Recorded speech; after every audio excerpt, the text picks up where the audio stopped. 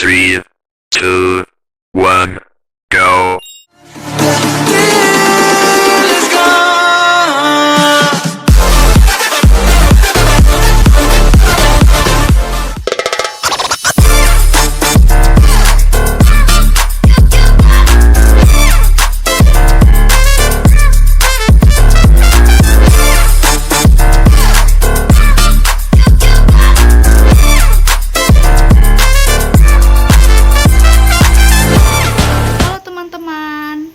Jadi di sini kalian udah tahu belum nih, apa sih hakikat belajar dan pembelajaran dalam suatu pendidikan?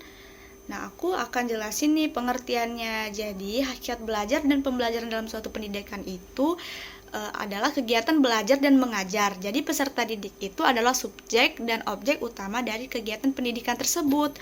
Oleh karena itu, makna dari proses pembelajaran adalah kegiatan belajar peserta didik untuk mencapai suatu tujuan pembelajarannya.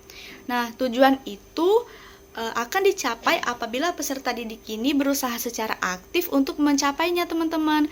Keaktifan peserta didik juga tidak hanya dituntut dari segi fisik saja nih, tetapi dari segi kejiwaan dan juga mentalnya.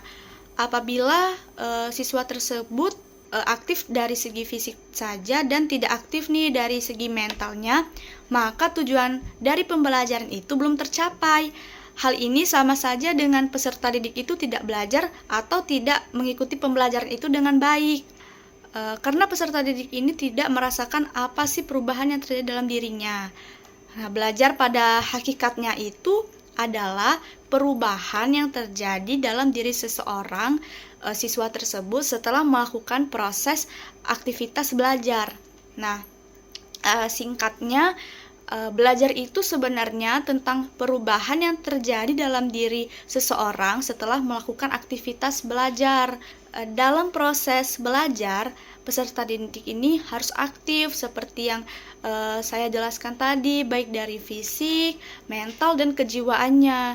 Jika hanya fisik saja yang aktif, tapi dia ini tidak aktif secara mental, nah jadi tujuan pembelajaran itu tidak maksimal dan tidak efektif, teman-teman. Artinya peserta didik itu tidak benar-benar terlibat dalam proses belajar dan merasakan perubahan dalam dirinya tersebut.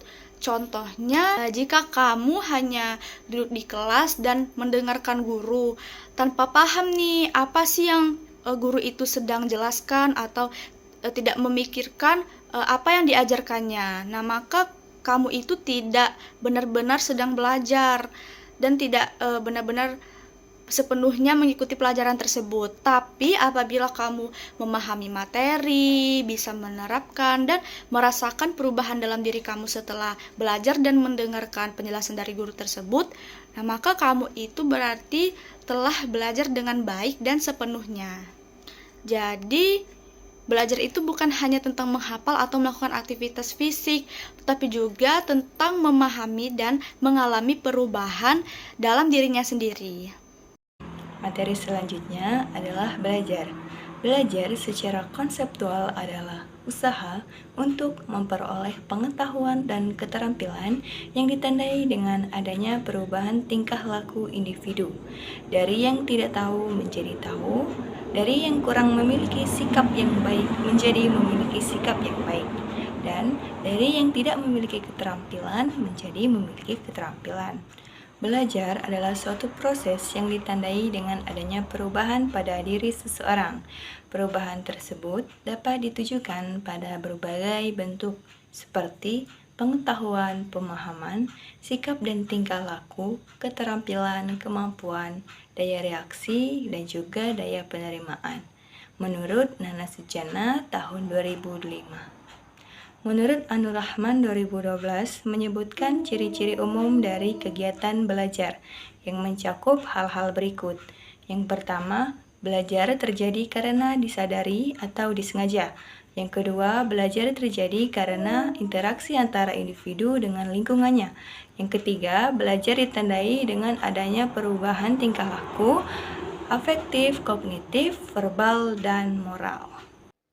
Oke teman-teman, tadi sebelumnya sudah dijelasin tuh apa hakikat dari belajar dan pembelajaran dan juga pengertian dari belajar. Nah, sekarang kita akan lanjut nih. Kira-kira apa ya pengertian dari pembelajarannya? Yuk kita bahas lebih lanjut sama-sama. Jadi, yang dimaksud dari pembelajaran di sini merupakan suatu aktivitas atau suatu proses yang sistematis dan sistemik yang terdiri atas komponen-komponen, yaitu adanya pengajar atau pendidik, peserta didik, kurikulum, sumber belajar, metode, strategi, fasilitas, dan administrasi. Selanjutnya, pada Undang-Undang tentang Sistem Pendidikan Nasional Nomor 20 Tahun 2003, Pasal 1 sudah dijelasin tuh apa yang dimaksud dari pembelajaran, yaitu suatu proses interaksi antara peserta didik dengan pendidik dan sumber belajar pada suatu lingkungan belajar. Sedangkan pengertian lain dari pembelajaran adalah kemampuan dalam mengelola secara operasional dan efisien terhadap komponen-komponen yang berkaitan dengan pembelajaran, sehingga dapat menambahkan nilai tambah terhadap komponen-komponen tersebut menurut standar dan norma yang berlaku. Nah, selanjutnya menurut Evelyn dan Hartini menyebutkan nih ada beberapa ciri-ciri dari pembelajaran, yaitu yang pertama merupakan upaya sadar dan disengaja. Yang kedua, pembelajaran harus membuat siswa benar-benar belajar. Yang ketiga, pelaksanaannya harus terkendali, baik dari isi, waktu, sumber, maupun hasilnya. Nah, yang terakhir, yang keempat, tujuannya harus ditetapkan sebelum proses dilaksanakannya. Jadi, di sini saya akan menjelaskan hakikat belajar dan pembelajaran sesuai konteks peradaban masyarakat. Menurut Gradler 2011, belajar adalah aspek penting bagi seseorang dalam kaitannya sebagai individu dan sebagai masyarakat.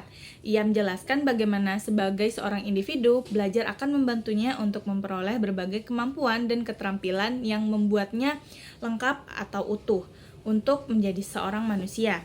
Adapun pentingnya belajar bagi masyarakat adalah untuk mewariskan nilai-nilai, budaya, dan pengalaman. Selain itu, belajar juga diperlukan untuk melakukan inovasi untuk meningkatkan kesejahteraan masyarakat dan membangun peradaban. Ada sebuah tulisan menarik dari Gradler 2011 yang mencoba merunut cara manusia memandang arti belajar sesuai dengan masanya. Misalnya, pada Yunani kuno, di mana mitos tentang dewa-dewa penguasa bumi dipercaya sebagai kebenaran yang hakiki bagi masyarakat. Nah, dari sini dapat dilihat bahwa pada masa tersebut belajar adalah suatu upaya menjawab masalah yang ada di muka bumi ini dengan mencari alasan pertanggungjawabannya pada dewa-dewa tertentu. Misalnya, jika ada badai di samudra, itu adalah disebabkan oleh Poseidon yang merupakan dewa laut. Seiring berkembangnya zaman, pemahaman tentang mitos ini bergeser menjadi yang Gradler sebut dengan kebijakan tradisional. Manusia mulai menjawab batas permasalahan di dunia dengan cara merefleksikan kejadian terdahulu. Pada masa ini, belajar dipandang sebagai proses pencarian informasi pada seorang guru yang diakui kehebatannya.